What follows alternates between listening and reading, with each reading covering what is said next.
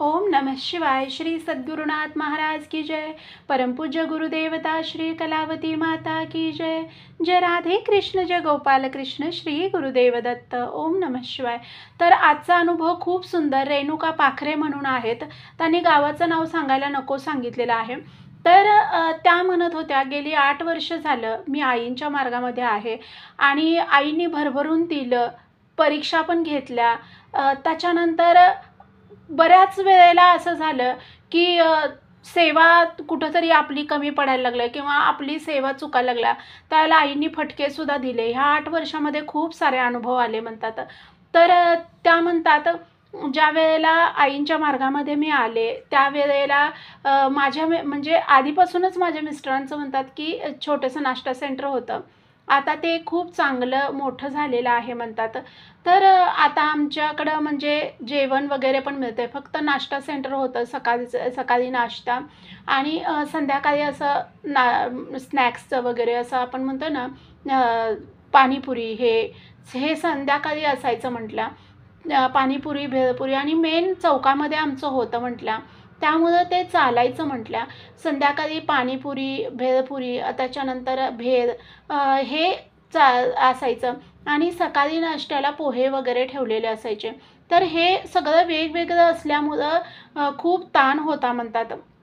का तर ते वाटतात तेवढ्या गोष्टी त्या सोप्या नाही आहेत म्हणतात, की वेगवेगळं करायचं का तर एकाच संध्याकाळी किंवा सकाळी एक टाईमला लावला गाडा तर ते खूप म्हणजे थोडंसं हे होतं आहे।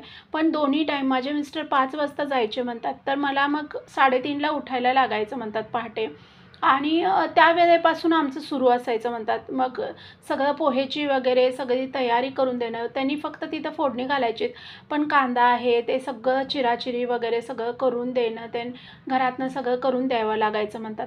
आणि मग त्यांनी जाणार, मग तिथं नाश्ता पहाटे 5 वाजल्यापासून 8:30 पावणे 9 पर्यंत एकदम जोरात धंदा असायचा म्हणतात आमचा। त्यामुळं काही टेन्शन नव्हतं म्हणतात आणि पण काम खूप लोड असायचं म्हणतात आणि दुपारपासूनच 2-3 वाजल्यापासूनच मला संध्याकाळची तयारी करावी लागायची, का तर भेळचं वगैरे सगळं तयारी 2 वाजल्यापासूनच करावी लागायची म्हणतात।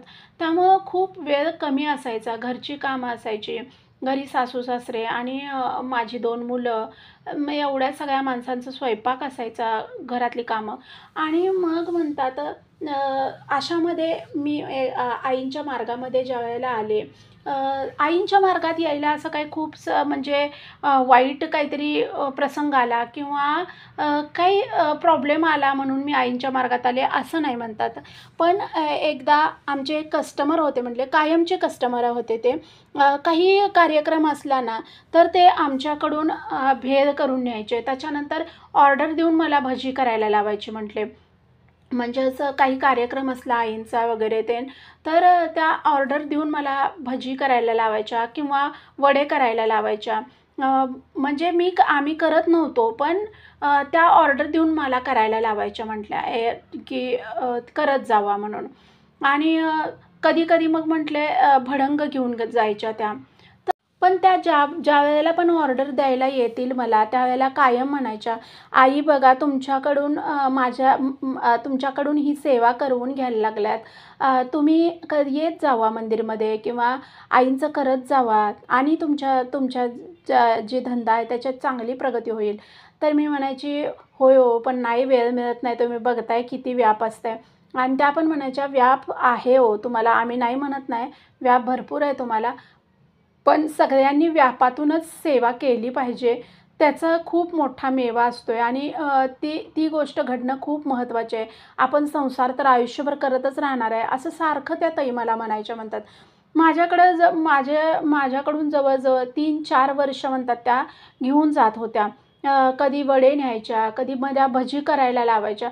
मी नाही "अहो ताई मला नाही जमणार." तरीसुद्धा त्या म्हणायच्या, "तुम्ही छान करताय, मला तुमच्याकडून व्यवस्थित करून पाहिजे." भडंग न्यायच्या, मग कधी-कधी मी म्हणायची, भडंगच परवडतंय, करायला पण हे होत नाही, का तर तळण्यामुळं मला खोकला वगैरे यायचा म्हणतात, मी घरनं करून द्यायची, ते काय आमच्या दुकानातून जात नव्हतं म्हणल्या, त्यांना घरनं करून द्यायची म्हटल्या। मग त्यामुळं त्यांना घरगुती असल्यामुळं त्यांना ते छान वाटायचं. म्हटल्या की मुलांना मी प्रसाद देताना तर ते घरगुती असावा म्हणून त्यांना पण चांगलं वाटायचं. तर त्या म्हणतात असं 3-4 वर्ष त्या सारख्या आणि प्रत्येक वेळेला येईल त्यावेळेला मला म्हणायच्या, की "आईंचं थोडं करा हो, आईंचं थोडं करा हो," असं म्हणायच्या. आणि एक दिवशी म्हणतात काय झालं मला काय माहिती नाही म्हणतात, पण भडंगचं त्यांनी ऑर्डर दिलेली होती माझ्याकडं म्हणतात आणि 3 किलो भडंग सांगितलेला होता त्यांनी. तर मी म्हटलं ठीक आहे आणि मी भडंग वगैरे करून ठेवला म्हणतात आणि माझ्या एकदम लक्षात आलं नाही म्हणतात, की नंतर मला असं वाटायला लागलं, की बापरे! मी मीठ घालायला विसरले का काय? आणि म्हणजे का कुणास ठाऊक असं कधीच झालेलं नव्हतं म्हणतात. मीठ घालायला विसरले का काय? असं मला सारखं वाटायला लागलं आणि चाखून तर कसं बघायचं? हे प्रसादाचं आहे आणि मग तरीसुद्धा मी म्हटलं एखाद वेळेस पडला नसेल मीठ वगैरे, तर मी कधीच चाखायची नाही म्हटलं. मी अंदाजानं सगळं टाकायची. पण ते कायम ॲक्युरेट व्यवस्थित व्हायचं म्हटल्या आणि त्या दिवशी मला असं का झालं? मग मी देवापुढं त्यातला थोडासा भडंग काढून ठेवला आणि म्हटलं, की "आई आणि माफ करा पण मी चाखून बघायला लागले आणि मग मी तो त्यातला भडंग थोडासा खाल्ला म्हटल्या. तर खरंच मीठ नव्हतं म्हटल्या आणि मग मला असं वाटलं बरं झालं मी बघितलं म्हणून. मग मी परत त्याच्यामध्ये मीठ व्यवस्थित घातलं वगैरे सगळं हे केलं. आमच्या घरी काही आईंचा फोटो नव्हता, काही नव्हतं म्हटल्या. पण मी तसं बोलले म्हटल्या, की "आई माफ करा" म्हणून आणि ज्यावेळेला त्या ताई आल्या त्यावेळेला त्यांना मी म्हटलं, "अहो बरं झालं बघा मी चाखून बघितलं." मी कधी चाखून बघत नाही असं. पण आज मीठ पडलं नाही असं माझ्या लक्षात आल्यावर मी परत चाखून बघितलं आणि मीठ खरंच नव्हतं अहो. मी आत्ता टाकलं आईंची माफी मागितली मी खाल्लं म्हणून. तर त्या म्हटल्या, "असू दे की आईंनी म्हणजे आईंनीच तुम्हाला प्रसाद दिला म्हणायचा. सगळ्यांच्या आधी म्हणजे तू करून देतेस तर सगळ्यांच्या आधी घे थोडासा," असं म्हटल्या असतील आई. असं त्यांनी म्हटल्या आणि त्यातला आणखी एक वाटीभर त्यांनी काढून दिला प्रसाद म्हटल्या. तर मी म्हटलं, "नको, नको आईने प्रसाद आहे तर तसं देऊ नका."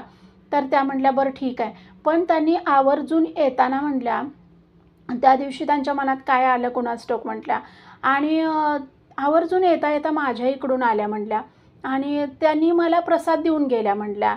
ते भडंग आणखी 2 पाकिटं असं त्यांनी मला देऊन गेल्या आणि मी म्हटलं, "अहो ताई कशाला?" तर "अहो असू दे तुम्ही सकाळी म्हटला ना, मग ते माझ्या लक्षात आलं म्हणून मी आज घेऊन आले. नाहीतर तसं पण माझ्या कधी लक्षात येत नाही" म्हटल्या.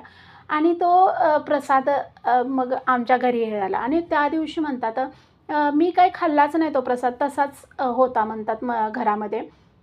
संध्याकाळी ज्यावेळेला माझे मिस्टर आले म्हटले, त्यावेळेला मी सगळ्यांनाच जेवताना तो भडंग वाढला म्हटल्या. मी काही दिवसभर खाल्ला नाही आणि कुणालाच दिला नाही म्हटल्या.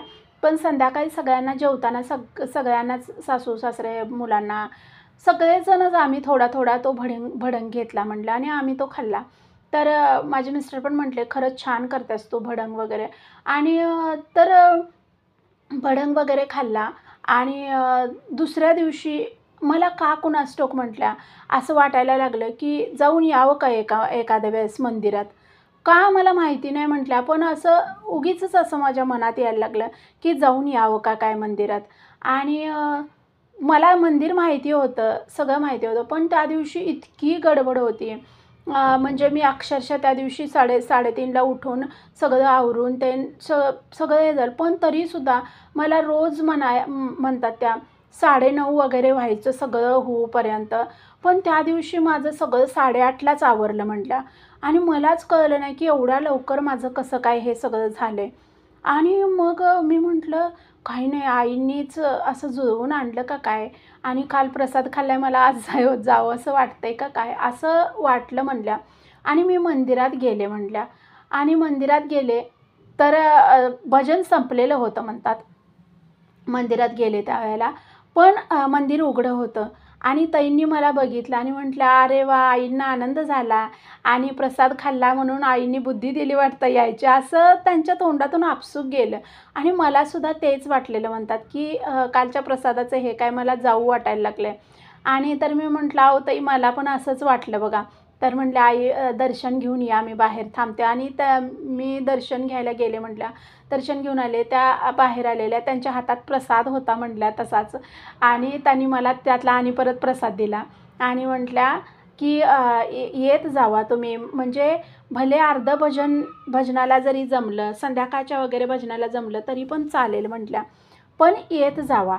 आधेमध्ये आठवड्यातला 1 वार तरी ठेवा आणि 1-2 वारी यायचं, खूप जास्त राहू दे आणि घरी करायचं थोडंफार. तुम्ही खरंच आईंचं करा आणि आई तुम्हाला दरवेळेला प्रसाद बनवायला देतात. तर कुठंतरी आईंना वाटत असेल की तुम्ही मार्गात यावं. का तर आपसूक तुमच्याकडे प्रसाद येतोय तो. तर मी म्हटलं, "होय हो, आईंना वाटत असेल तसं." आणि मी त्या दिवशी मग गडबडीत आले म्हटल्या. आले आणि तुम्हाला सांगते म्हटल्या, येऊन अजून 1 तास झाला नाही. माझ्या मिस्टरांना म्हणजे तब्बल 8,000 ची ऑर्डर मिळाली त्या दिवशी म्हटल्या. नुसतं येऊन मी 1च तास झाला आहे आणि मला म्हटले, "आता लगेच करायला घ्यायला पाहिजे" म्हटल्या. माझे मिस्टर म्हटले, "लगेच करायला घ्यायला पाहिजे आणि 8,000 ची ऑर्डर आहे ही." आणि मला मला पण प्रचंड आनंद झाला. व्याप झाला त्या दिवशी खूप जास्त म्हटल्या. पण तुम्हाला सांगू म्हटल्या, मला असं वाटत होतं काय बिघडेल काय? हे होईल काय? तर म्हटल्या अजिबात काही बिघडलं नाही आणि मला असं वाटत होतं 4-5 तास लागतील ती ऑर्डर बनवायला. का तर भेद अन् ते होत्या म्हटल्या. आणि तर ती म्हटल्या 4-5 तास जातील असं वाटत होतं मला जे करायला. ते माझ्याकडनं 3-3.5 तासामध्ये कंप्लीट झाली म्हटल्या ऑर्डर. आणि माझ्या मिस्टरांना पण एवढं आश्चर्य वाटलं, "किती लवकर केलीस गं?" म्हणून. आणि अचानक ती ऑर्डर आलेली होती. तर वाढदिवसाची होती आणि अचानक आलेली होती आणि खूप चांगली लोकं होती ती. त्यांनी पण इतकं म्हटल्या कौतुक केलं, की "किती छान तुम्ही केलेलं आहे" म्हणून. आणि म्हटल्या मला एवढं आश्चर्य वाटायला लागलं, मला एवढं हे वाटायला लागलं आणि खरंच असं वाटलं, की आईंनीच हे करवून आणलेलं आहे म्हणून. आणि वाटलं नाही म्हणता, तर ती ऑर्डर पोहोचवल्यानंतर लगेच म्हणजे आपलं जे ठेला आहे रोजचा किंवा जे गाडा आम्ही लावत होतो, ते लगेच लावायला होईल माझ्या मिस्टरांना असं वाटलं नाही. पण ती ऑर्डर पोहोचवून रोजच्या प्रमाणे त्यांनी गाडा पण लावला. ती ऑर्डर पोहोचवली आणि रोजच्या प्रमाणे त्या दिवशी म्हणतात तब्बल 12,000 चा गल्ला साठलेला म्हणतात. म्हणजे 8,000 ते आणि रोजचे आमचे जे होत होते 2,000-2,500 होत होते रोजचे. पण त्या दिवशी बरोबर 4,000 गाड्यावरती झालेले होते म्हणतात आणि ते ह्याचं 8,000 झालेले होते म्हणतात. तर असे 12,000 मला खूप आश्चर्य वाटलं म्हणतात. मला असं वाटलं, की आईंनी आणि त्या आईंनीच करवून घेतलं म्हणतात, की पहिल्यांदाच मी आईंच्या मंदिरात गेले आणि आईंनी तसा अनुभव दिला, की म्हणजे तू आली पाहिजेस किंवा तू केलं पाहिजेस असं आईंना वाटत असावं असं वाटलं मला. आणि मग मी ठरवलं, मी म्हटलं, "आई आणि मी आज पहिल्यांदाच तुमच्या मंदिरात आले आणि खरंच एवढं मोठं माझ्याकडनं तुम्ही इतकं व्यवस्थित आणि करून घेतलं, का तर इतकं छान झाले म्हणून त्यांनी कौतुक केलं" म्हटल्या. आणि किती गडबडीत ते केलं माझं मलाच माहिती म्हणतात त्या. आणि त्यामुळं मग मला खूप आनंद झाला म्हणतात. आणि त्यातले पैसे मग मी त्या ताईंना म्हटलं, म्हणजे नंतर मी बोलले, पण मी आधी माझ्या मिस्टरांना बोलले म्हणतात, की ह्यातले थोडे पैसे मी त्यांनी ज्यावेळेला प्रसाद हे करणार आहेत ना, तर त्यावेळेला निम्मा प्रसाद माझ्या पैशाने हे करून मी देणार आहे आईंना. तर माझे मिस्टर म्हटले, "ठीक आहे." तर मग मी त्यातले म्हटले 500-600 रुपये काढले बाजूला आणि ते 500-600 रुपये म्हटले प्रसादाच्या ह्याच्यात आपण घालायचे असं मी ठरवलं म्हटलं. मग मी परत दुसऱ्या दिवशी परत गेले आणि ताई रोज यायच्या म्हटल्या सकाळचं. आणि मग मी त्या दिवशी पण मी दुसऱ्या दिवशी पण अशी गडबडीनं 8:30 वाजेपर्यंत आवरून गेले. भजन संपल्यावरच त्यावेळेला पण मी गेले म्हटल्या. आणि गेले पटकन आणि पाया वगैरे पडले आणि ताईंना म्हटलं, "मी एक 500-600 रुपये घालणार आहे बघा ह्यावेळेला प्रसादाच्या ह्याच्यात. काल खूप चांगला धंदा झाला. मी पहिल्यांदाच मंदिरात आले आणि मला असा अनुभव आला बघा." आणि तब्बल 12,000चा हे झाला, गल्ला झाला आमचा कालचा. तर ताई म्हटल्या, "अरे वाह! आणि बघा आईने कृपा केली आणि चरण धरा एकदा. आईंना वाटत असणार आहे बघा, नाहीतर किती वर्ष झालं मी तुमच्याकडनं प्रसाद नेते, किती वर्ष झालं मी तुम्हाला म्हणते सारखं. पण ते योग पण जुळून यावे लागतात सोडा," असं म्हटल्या त्या. आणि म्हटल्या, "छान, ठीक आहे, तुम्ही घाला 500-600 तुम्हाला जितके घालायचे ते आणि उरलेले पैसे हे करून नंतर मग मी प्रसादाला देईन, किती उरतात ते बघून." तर ठीक आहे म्हटलं. आणि मग म्हटल्या, मग मला असं वाटायला लागलं, की आपण आलं पाहिजे. मग मी एक वार ठरवला. म्हटल्या, शुक्रवारी मी दर शुक्रवारी सकाळच्या भजनाला येईन. आई किती पण माझी गडबड असली, काहीही असलं, तरी त्यातनं मी सकाळच्या भजनाला तर येईन किंवा संध्याकाळच्या तरी सायं स्मरणाला येईन, असं मी आईंना बोलले म्हटल्या. तर हा माझा नेम म्हटल्या बरेच महिने चालू राहिला आणि खूप धावपळ व्हायची म्हटल्या, खूप धावपळ. म्हणजे अक्षरशः इकडं पळू का तिकडं पळू. म्हणजे कशी मी साडी नेसायची आणि कशी आवरायची माझं मलाच माहिती म्हटल्या आणि पटकन जायची. आईनी सगळं बघितलेलं होतं म्हणतात आणि तसा मेवा पण आईनी दिला असं नाही म्हणतात. माझी मुलं म्हणतात 2 छोटी-छोटी. पण तुम्हाला खरं सांगू का म्हणतात, मी भजनाला जशी जायला लागले, तशी त्यांनी लगेच बालोपासना सुरू केली. म्हणजे माझ्याबरोबर बालोपासनेला रविवारचं त्यांनी जात जावा म्हटल्यावर ते जायला लागले. माझ्याबरोबर कधी भजनाला या म्हटलं, तरी पण मुलं यायची म्हटले. कधी असे नाही म्हणायचे नाहीत आणि त्या गोष्टींचा मला खूप आनंद. का तर मला तुम्हाला खरं सांगू का म्हणतात, म्हणजे त्यांच्यावर तेवढे संस्कार करायला किंवा त्यांच्याकडे तेवढं लक्ष द्यायला, त्यांना तेवढं हे चांगलं, हे वाईट, हे असं, ते तसं, असं खूप सारं जे शिकवतात आई-वडील मुलांना, प्रत्येक गोष्टी समजावून सांगतात. तेवढा कधीच आम्हाला दोघांना वेळ मिळाला नाही म्हणल्या त्या आमच्या ह्याच्यामधून. का तर मुलं यायची, त्यांचं त्यांनी घेऊन कधी-कधी खायची, "घ्या रे, तुमचं तुम्ही घेऊन खावा" वगैरे असं असायचं म्हटलं. कधी आम्ही जास्त वेळ नाही दिला त्यांना. पण तुम्हाला खरं सांगू का म्हणतात, आईंनी त्यांना खूप हे केलं म्हणतात. 1 वर्ष, 1.5 वर्षात माझ्या मुलांमध्ये मला स्वतःला बदल जाणवायला लागला म्हणतात. इतक्या छान पद्धतीनं मुलं घडायला लागलेत. स्वतः म्हणजे मला सारखं जे ओरडायला लागायचं, की हे इथं ठेवू नका रे, ते तिथं ठेवू नका रे, हे असं करू नका रे, ते तसं करू नका रे. मुलं माझी 1 वर्षात आईंच्या मार्गात आल्यावर मी इतकं स्वतः अनुभव घेतला, माझ्या घरच्यांनी अनुभव घेतला. त्यामुळं आम्हाला फार हे वाटायला लागलं म्हणतात. इतकी शिस्तप्रिय, इतकी व्यवस्थित म्हणजे आईला त्रास होतोय वगैरे हे 1 वर्षात लगेच कसं कळायला लागलं म्हणतात त्यांना.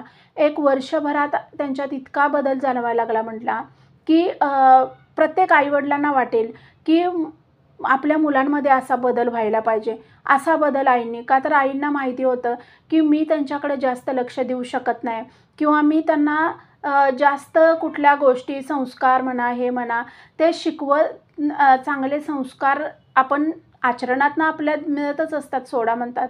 पण खूप मी त्यांना नाही काय करू शकत होते, ते आईंना माहीत होतं आणि त्यामुळं आईनीच त्यांना घडवलं म्हटल्या. 1 वर्षात इतके बदल झाले म्हटल्या माझ्या मुलांमध्ये. स्वतःची कपडे धुण्यापासून ते त्यांनी म्हणजे मला वाटलंच नाही, की माझे मुलं असं कधी हे करतील. ते ज्यावेळेला माझा मोठा मुलगा 6वीत चालला म्हणतात आणि ती छोटी मुलगी माझी 5वीत होती म्हणतात. 1 वर्षाचाच गॅप होता दोघांमध्ये आणि तर म्हणतात स्वतः येऊन रविवारचे कपडे धुवायला लागले. मी म्हटलं, "हे कुठनं ही मुलं शिकलेत माझी?" तर रविवारची येऊन स्वतः कपडे धुवायचीत. "आई तुझं पण काय असलं तर दे." असं मी म्हणायची, "हे काय आहे? म्हणजे तुम्ही कुठनं शिकायला लागलाय?"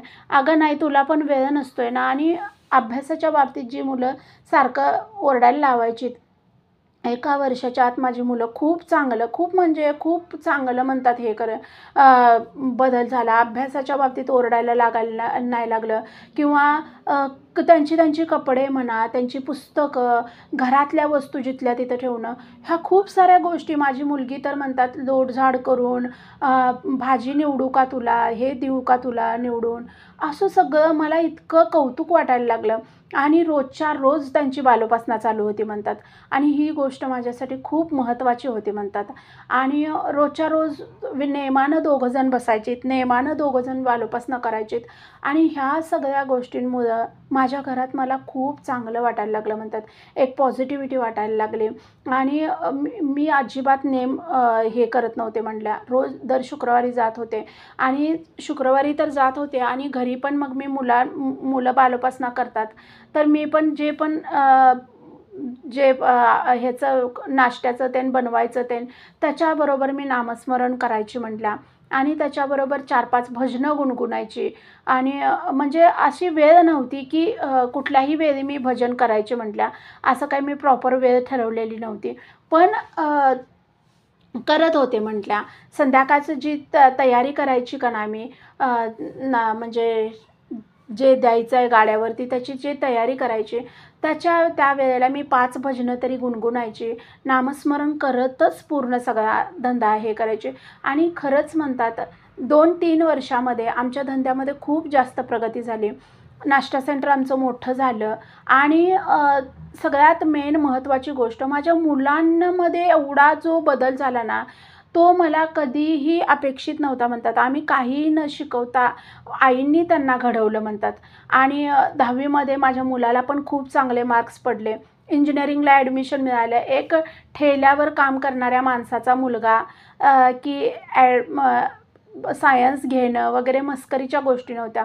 पैशाची सगळी तजवीज आईंनी करून आणली म्हणतात. नाश्ता सेंटर तेवढं चांगलं चालायला लागलं त्यामुळं आम्ही हे पण करू शकलो. मध्ये कोरोनाचा पिरियड आला तरीसुद्धा आम्हाला काही हे झालं नाही. हॉस्पिटलला वगैरे आमचे डबे जात होते म्हटल्या आणि खूप तसल्या ह्याच्यात आईंनी खूप हे केलं. हॉस्पिटलला माझे मिस्टर जायचे. खूप भीती वाटायची म्हटल्या. कधी काय होईल, काय हे होईल का वगैरे ते आणि धंदा बसेल असं वाटत होत्या. सगळ्यांचं बिझनेस बसलेले. पण आमचा धंदा अजिबात बंद पडला नाही म्हटल्या. म्हणजे जरी असं पाणीपुरी हे ते भेळपुरी ते बंद जरी झालेलं असलं तरी आमचे मेसचे डबे जात होते म्हटल्या आणि त्यामुळं आम्हाला असं उणीव नाही भासली किंवा आमचं काही पडलं नाही, मागं राहिलं नाही आणि उपासना खूप जास्त महत्त्वाची.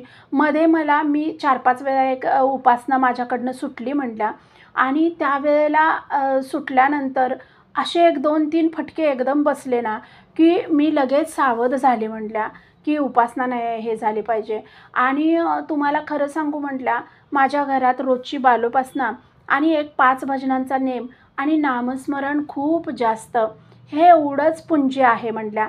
बाकी मी खूप जास्त काही करते किंवा मी खूप जास्त पण नेमानं रोज 5 भजनं दर शुक्रवारचा माझा नेम आहे आणि मला आश्चर्य वाटलं. आज शुक्रवारच आहे. त्यांचा अनुभव म्हणजे मी काय असं ठरवलेलं नव्हतं, की शुक्रवारीच सेंड करायचा.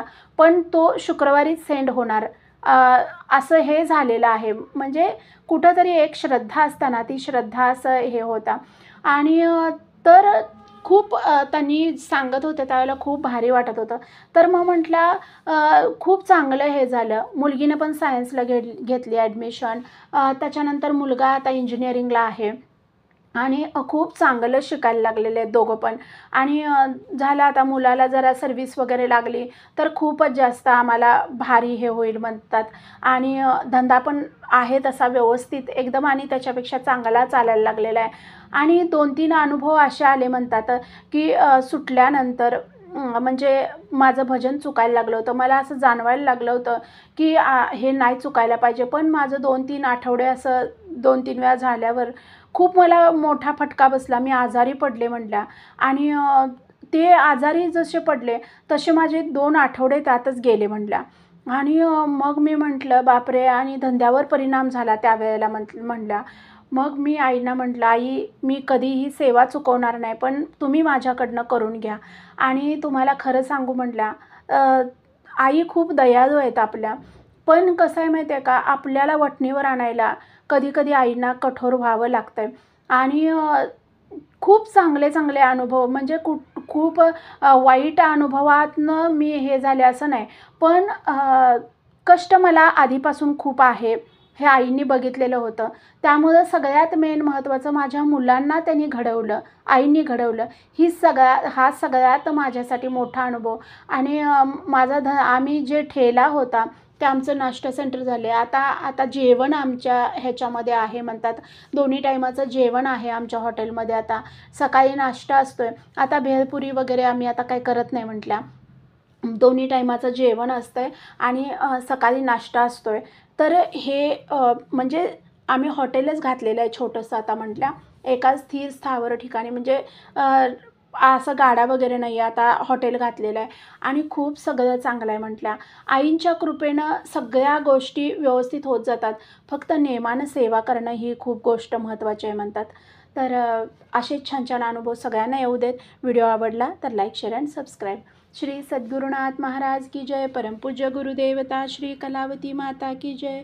जय राधे कृष्ण, जय गोपाल कृष्ण, श्री गुरुदेव दत्त. ओम नमः शिवाय.